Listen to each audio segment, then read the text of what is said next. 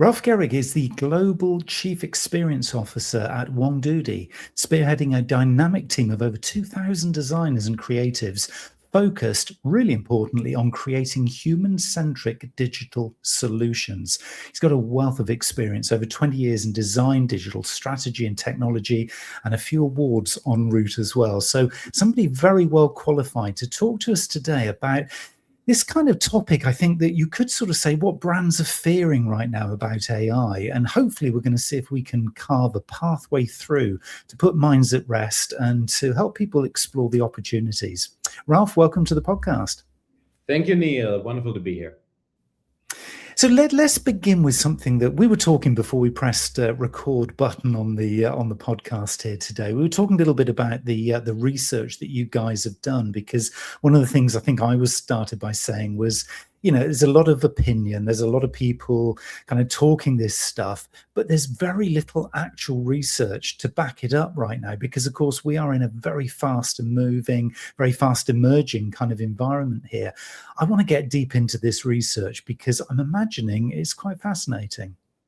Yeah, I think it's a good place to start. And we felt exactly the same. So we felt that we're talking to many of our clients around the world about, you know, bringing AI into their marketing organization, changing the way they do work, the way that we do work, the way campaigns run, the way that brands work. And a lot of those spaces that we hit were things that were truly innovative and where we couldn't find guidelines, frameworks, opinions, where we also thought, okay, there's a lot of things that are possible now that we can do, but will consumers accept those? Like, for example, AI-generated people in advertising, or AI voices for a brand.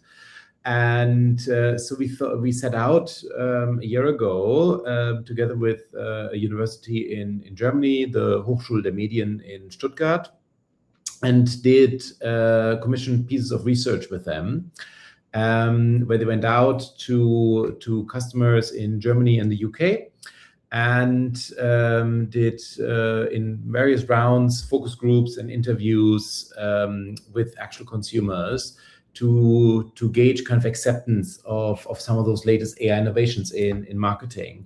So I can kind of quote a couple of things. So they're all for free, available on our website. And even though they're like half a year old now, I think they're still quite relevant, because there really isn't much out there in that space. So the first one we did, we called Faces of the Future. And Faces of the Future is about AI-generated people in advertising, in brand communication. And it basically came from the thought, so we're doing a lot of work, traditional photo shoots, traditional video shoots, traditional campaign work. And we have replaced that now a lot with AI, or AI supported. And obviously, as part of that, it's very easy and feasible, and the quality is fantastic. You can create AI-generated people. But what do customers really think about that when you go out with your brand like that and you're using that? So that was the challenge we put into the research. And what came out was a really differentiated picture, because in this particular research we did in 2 tranches, maybe 8 months apart, and the perception of people changed over those 8 months actually quite significantly. In the first round, what came out was that people are very accepting of that when it is a person that is like an accessory to the product in an ad. So a hand holding a can, a person standing next to a car, things like that. Because it doesn't fundamentally, whether it's a stock image, an actor that pretends to be the driver of the car, or an AI-generated image, doesn't seem to faze people. They did care when the feature of the product was simulated. So for example, makeup on a person's face, lipstick, things like that, that was definitely a concern where they weren't sure whether that is then real. Like we're just made up, isn't it? So does it really, is that really honest, an honest communication here of the product value?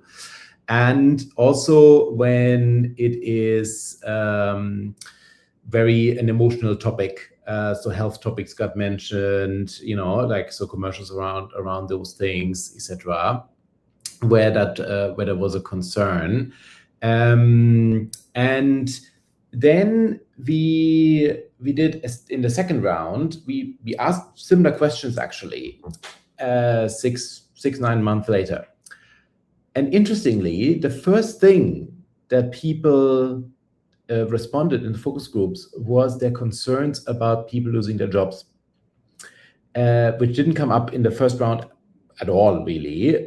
So they were very. It was very in their mind that this means that the talent, the photographers, the production crews, won't be needed anymore, and will lose a job or won't be needed for this work anymore because it's AI generated. So that was a new tag, which I guess speaks to how the debate in the public consciousness has evolved, right, in around that topic, which I found really fascinating, right? Like, I don't know what you think about that, but that's an interesting insight. So they weren't against it, but they were clearly looking at maybe their own job, the impact that AI will have on their own lives, and reflected that into the study. It's really interesting, isn't it? Because it's almost then that can become a little bit of a distraction in the overall message, because if you then find yourself kind of watching that and then being distracted by thinking other things like, I can imagine, the videographer or maybe the drone pilot that's no longer required because there's this lovely, AI created drone kind of journey from the sky, etc. But you're not looking at that in terms of creative or listening to the brand message. You're actually thinking of something way off piste. That is actually going to be quite, potentially damaging to brands, isn't it? Because of the level of kind of distraction. I was not expecting you to say that, to be honest. We were really surprised that was really what was in the forefront of people's minds. It is obviously worth saying they said that because that was what the study was about. We also, as part of the study, tested whether they would recognize AI versus real. So we showed a couple of ads that are AI generated and a couple of ads that are real humans.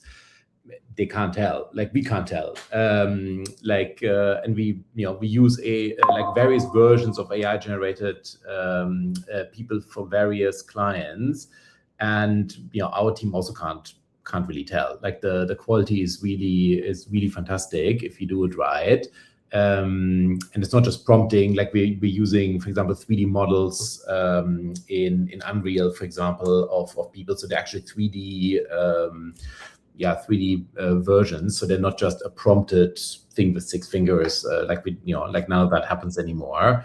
And also one thing we had done, for example, was we in one of the photo shoots for one of our German brands, we asked the models that we've shot anyway for a big campaign. We pay you extra. Can we take your likeness to train our AI, and we can use your likeness for AI generated pictures of these types for the next year? And so 2 of the models allowed us to do that, which is really fantastic and opens up really a new realm, because the same model, the same person, it's a woman in this case. So this is for a drugstore, a big drugstore in Germany.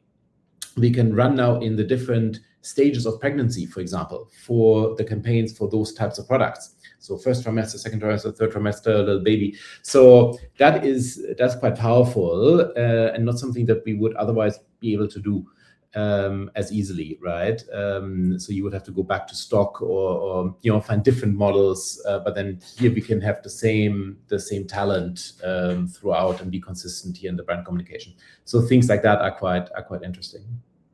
Yeah, it is really interesting, because then you can see the almost economies of scale. The budget then potentially drops for the overall kind of length of the campaign or the project because of that real efficiency that you're saving, that you're getting there.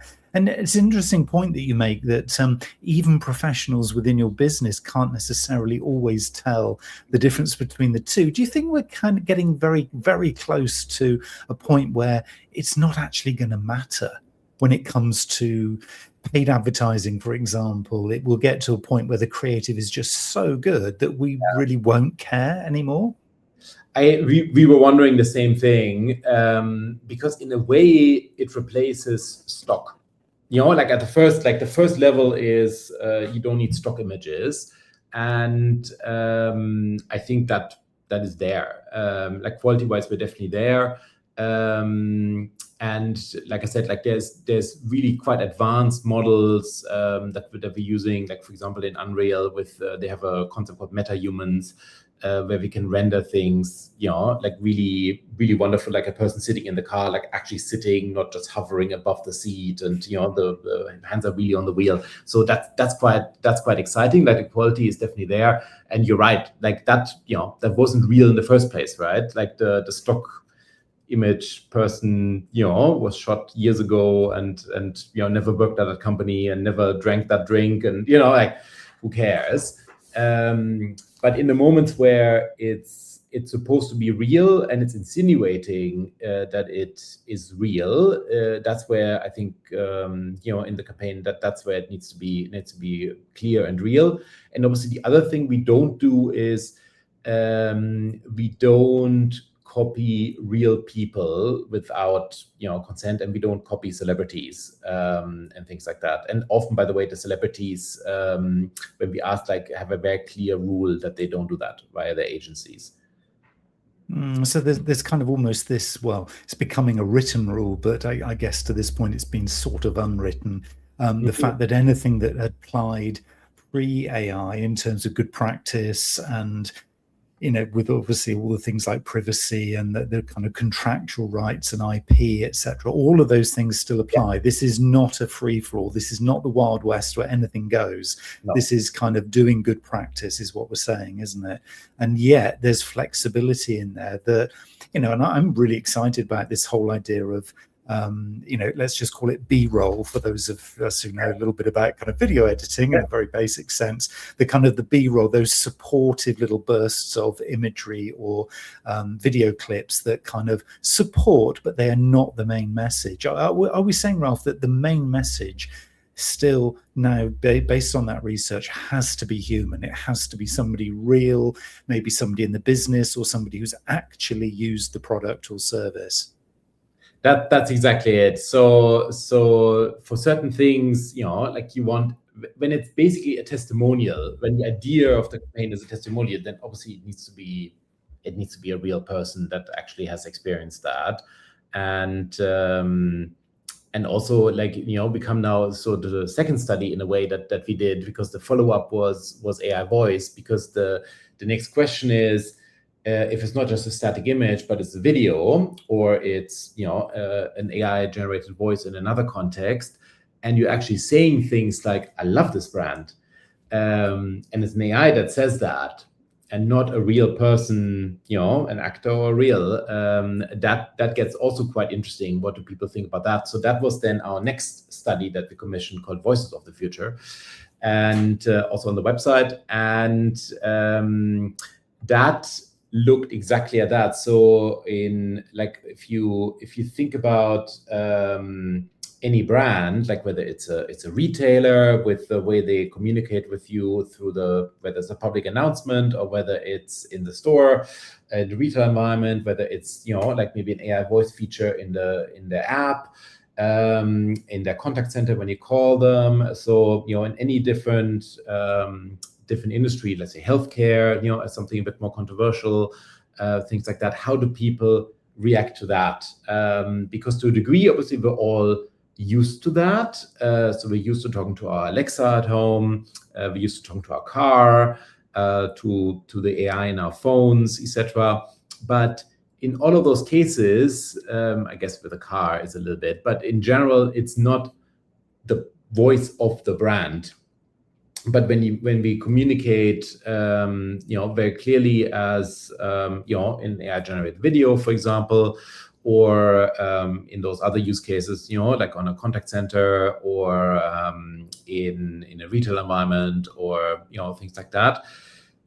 What are the rules for defining that that tonality, that voice that you interact with, that is true to the brand, that is not alienating? How human should it be? Like, should it say, "How you doing, Neil?" Or is that really fake because the AI doesn't really care how you're feeling? How much humanity should be in there, like fake humanity? How much should it reveal that it's AI or not? So those were all the kind of topics that we investigated in that study. Tell us what the number one finding was, because I just, you've got me really thinking about the practicality of this and using kind of AI in certain ways. And I want to test with you in just a second the kind of little, I guess, idea that I've got in terms of where AI would fit and just how human to make it or not make it. But before I do that, and before I test that in, what was the biggest kind of surprise in that research, that second band?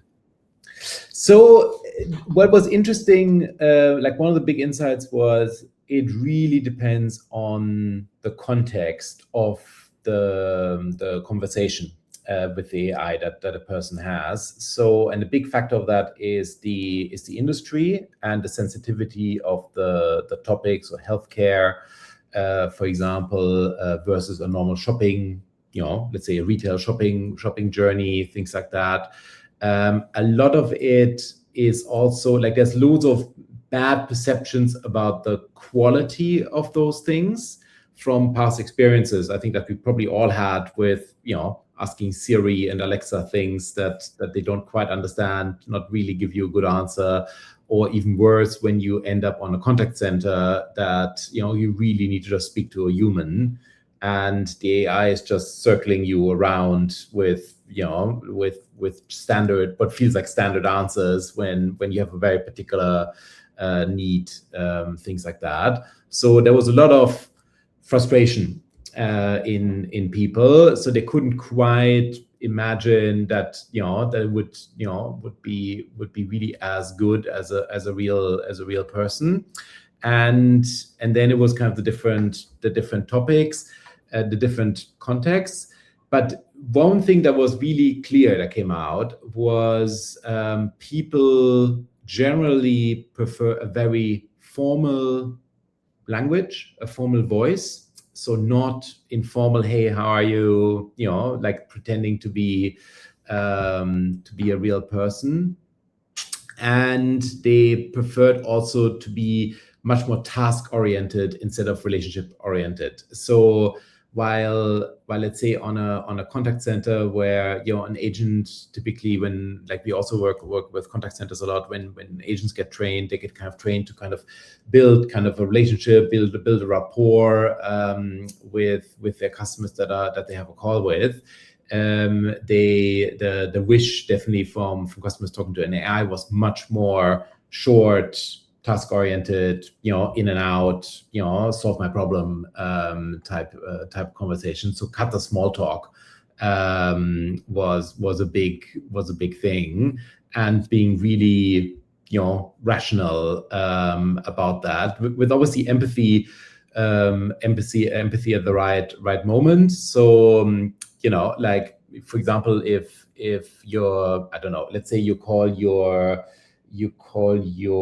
I don't know, electricity provider because you need to, you're divorcing and you need to, separate the bills and things like that, to acknowledge that's a stressful time for you. That's okay, but not being overly emotional about something like that. So clarity beats emotion was kind of one of the bits, and also very calm. A calm tone was kind of wished for. So actually, some of those are things that AI can do now, which we see kind of in AI generated podcasts, like Google's I forgot what it's called now, Google's Notebook LM, where you really can't tell, and it's a conversation like you and I are just having, is actually not what people want, but people want that the understanding is really, really good, and that they that my problem gets resolved basically in a quick way. So we built a little framework around that's also in the study, for different use cases for different industries, based on what people were saying. So helpful, and I just want to thank you on behalf of everyone really for doing this research, because I think there's a real clarity here for all of us in terms of almost, as you say, those boundaries or those guidelines in terms of what you should and shouldn't really be doing from the customer's perspective, because it's very easy to think, oh, AI solves everything. But it is these impacts that I think a lot of the decision makers, senior management, etc., are going to be fearful of, and are going to be thinking, hold on a minute, what are we opening up here? Yes, it might be really efficient. I mean, for me, that second study is really interesting because it plays into something I was just thinking about as you was talking, which was this idea, and I've always been a big fan of creating, I guess, imagery for social media or to support blog articles or for websites that is almost polarized. So it's either very, very obviously raw, live, very kind of unprofessional on one end, or it is absolutely studio perfect. It's like perfection, high pixel definition. But anything that falls in the middle is just bad. It's just wrong. And it feels like this is where it's going with AI. You either sort of declare it, you say, okay, this is AI. We're going to make it really obvious it's AI. It's going to be very formal, very process driven. Or if you want the human experience, it's right up here. And then we get into a relationship. That middle ground where brands or marketers or designers are trying to kind of be both, it doesn't feel like it fits. And I think your research is confirming that, I guess, isn't it? I think that's great. Yeah, no, you're really right, and I think it also maybe positions kind of where people add value, like humans add value in kind of a very specific area, and like to get a task done, like in many areas will not be a person's job anymore, right? Like it's the more high value, complex, emotionally complex topics that you want help with, not the simple things. So all of those will not expect someone to do anymore, like in a few years, right? Why would you? Exactly, because as you say, that's where the value is driven. I've got a question for you. It's kind of related to the research, but I think from your perspective, within the work that you do more generally, we're seeing, particularly in social media now, buttons and opportunities to almost call out AI content that is kind of just doesn't fit or that we don't like as the consumer of the content. And also the algorithms in a lot of the social networks now are providing the little badge that says AI generated, or this could be AI content. Well, what's your view on that from a design or customer experience perspective? Is that a good thing, or is this research kind of showing that people should be making up their own minds? Yeah, and I know exactly what you mean. So I think a couple of days ago, right, LinkedIn started doing the AI slop flag that you can set, which I personally haven't experienced yet, but would definitely be interesting. So the interesting thing, so I don't know what exactly has driven that. My theory is that the social media platforms start policing AI slop because of the sheer volume of it, drowning out real content, and they don't have a good automated way yet to identify. So they need kind of us to train their AI that identifies it, which is why they introduce those buttons. So I don't implicitly know whether it's a user requirement or kind of a need from people because you would guess, like people vote with their feet, right, or with their views, whether they like something or not. And like as we all know from Instagram or YouTube, things that look really bananas and crazy sometimes get millions of hits, and people love those. So just because something is kind of AI slop doesn't necessarily mean it's not popular. So I think it comes from that angle that they know they have to put some control boundaries on the AI content that they have on the platform, and be able to differentiate it from something that someone did. I like for the viewers that haven't seen the announcement. So the way that LinkedIn does this is they basically on each post have a button, in a similar way that you could flag in the past inappropriate content, so that gets removed. There's now a button that says this kind of AI. I think they actually call it AI slop. And what they mean with that is not everything that is AI generated counts as that, and not obviously almost every content is in some way or form touched by AI, whether it's just a gentle retouch of an image, whether it's the copy that was written or refined by an AI, like all kinds of things can happen. But what they mean is something that is, overtly automated and wasn't really reviewed by someone, but was just pushed out en masse, for content pushing. So that's kind of I think where it comes from.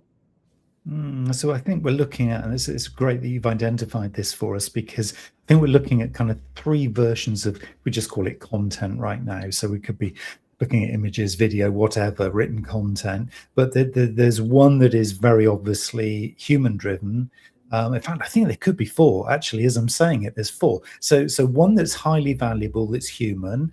One that is this AI slop, which is clearly automated. It's AI. It's of no value.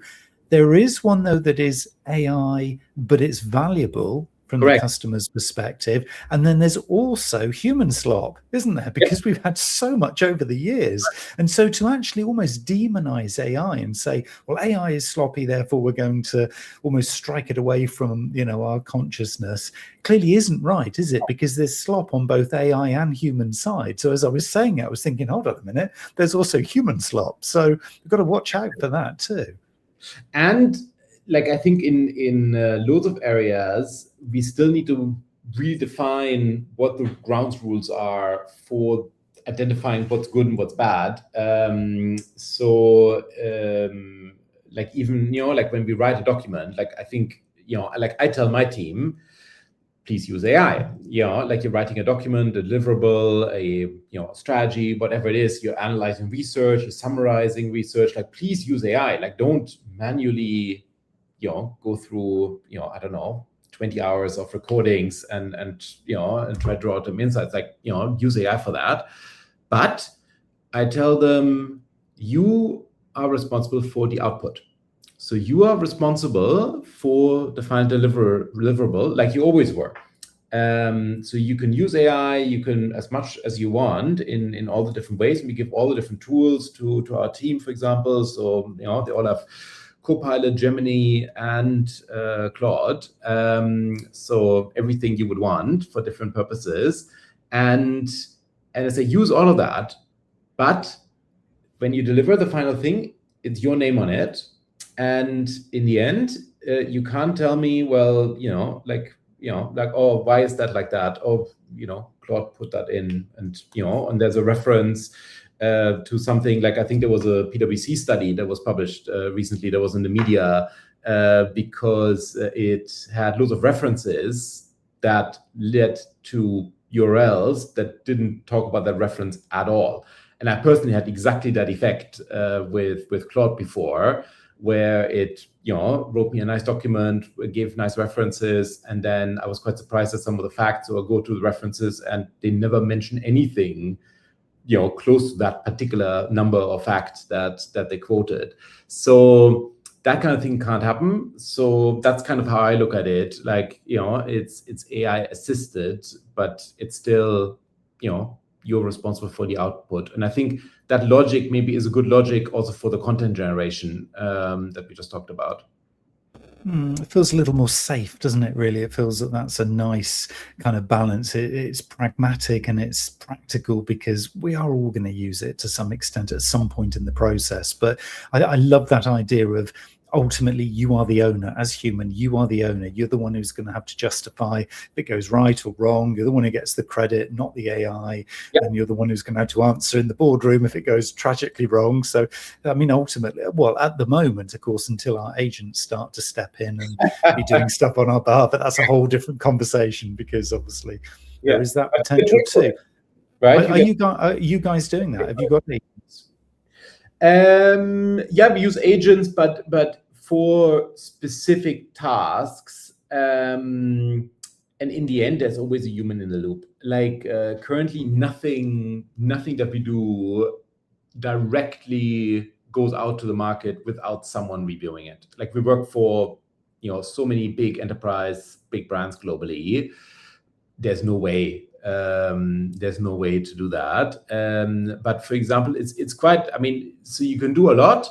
So for example, for a really big consumer goods company, we run their AI marketing transformation and their content generation. So we generate, many hundreds of assets in a day for various campaigns in lots of different sizes, for lots of variations, all of those different things. Really, really impressive. But in the end, it's still someone from our team that reviews the output of the AI, sends some stuff back into another refine loop, prompts kind of specific like creative direction type errors, checks the copy, all of those good things, and only then does it go to the client. They sign it off in the normal approval process that they've always had when they publish assets, and then it goes out to market. So it's not like like that vision that someone said puts a campaign brief into some AI, it does its magic, and 5 minutes later the assets are live on Instagram. Like for big brands that we work for, that we all buy in the supermarket and have in our lives, it's too risky at this point. And we see kind of all the kind of things that go wrong, even in the really, like we said, really strong guidelines and frameworks and guardrails, and still it does. I saw an example just the other day. We did like 100 images on a particular campaign, for example, and one of them was really weird.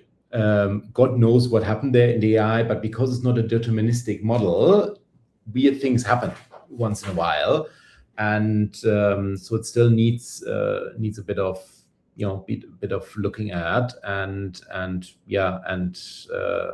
a human in the loop. And this is just content generation. Obviously, when you do copy and loads of other things, it's a similar problem. So when you're talking about, obviously, you guys get a lot of exposure to lots of different industries and markets, and you see obviously a lot of good practice, a lot of areas that could significantly do with improving. If somebody was following a particular sector or industry to kind of keep up with all the good practice rather than just trying to play catch up, which industry would they look at? Which one would be the best one to follow? Because we all want practical examples of this stuff, because otherwise it's quite theoretical, isn't it? Do you have a particular favorite? Not really. I mean, everybody is doing something. I think the ones that are probably the best ones is where they use AI and nobody notices. Nobody is any the wiser. It's purely, we're doing the same quality, we're doing the same type of work, we're doing the same, like it's indistinguishable from if an agency or the in-house marketing team had done it. But it is now at a fraction of the cost, at a fraction of the timeline, and it's in many more variations. Like that's another kind of really, really interesting element. So being able to get to that personalized marketing where you and I get a slightly different version of an asset, maybe with a slightly different headline, with a slightly different positioning, maybe with a slightly different background image, maybe with a different person in AI generated human in the picture that is maybe ethnically more relevant to the target audience, or age-wise, or who knows what. So that's kind of it. But I think in this kind of in this kind of campaign world, in this kind of AI marketing world, the best thing that can happen is actually that nobody notices. And it's just, what it was before. Because when they do notice, when it's really overtly AI driven, there's usually a big backlash. Like there was I think a year ago, so there was a campaign from Coca-Cola that went around, that was, like very AI forward in the way it was done. Like people don't quite like it's kind of for AI's sake or for the technology's sake. It's like a tech demonstration. It's not really hitting the mark, right? So there we go, everybody. You've got the rules. You know now that it's you've got to be thoughtful. I think the message I'm really picking up from you, Ralf, is that it's time not to just jump in because you can. It's time to not just create lots of AI generated content because you can at scale, but actually to be really thoughtful about where and how and the style and the tone and just kind of where it fits in the broader kind of mix. I think that for me is the big takeaway of this conversation. I'd love to. You've mentioned a couple of times, Ralf, that these reports and various assets are available on your website. How do people get hold of this? It's WongDoody.com. So that's the name of our agency, and there we have those two reports: the Voices of the Future and Faces of the Future. As well as another third report I haven't talked about yet that we did in the US with the CMO Council from the ANA. And that was looking at how marketing organizations use AI and what are patterns of where that works better and not so well. So together with the ANA and the CMO Council, we interviewed loads of their members, so CMOs and marketing leaders of big companies. It was actually global, but just like run from the US side, and that was quite interesting because the main finding is that it's not the marketing leaders that invested most in AI that see the most success, but the ones that really combine AI with the human marketers in smart ways and with smart workflows deeply together. So we call them in the study power partners, so AI plus human. And they saw a much higher ROI from adopting AI and had a much better success. And outside of the study, that was kind of validated in our existing clients, because we see in organizations where they just buy some AI SaaS solution, some product, of which there's so many now. It's a really big marketplace. That is typically relatively limited then how the impact of that is, because it doesn't, while for example the AI powered tool kind of generates nice images or copy or optimizes assets or I don't know, like optimize your SEO and things like that. They're very much point solutions, but they're typically tagged on and don't quite fit into the marketing workflows. So the insight is that the adoption of those tools is really hindered by that, and it's really about really rethinking marketing workflows, the way marketing teams work, and embedding human and AI together in those workflows and in those tools. and that's it's really an adoption challenge. So it's like so many technology adaptations, especially in big organizations, it's an adoption challenge. It's a challenge where like a bad experience on the quality, for example, like some of the examples I mentioned of, like the six-finger guy and, all of those different things, really kind of people lose trust quite quickly. People are also, like we said in the study, worried about their own job.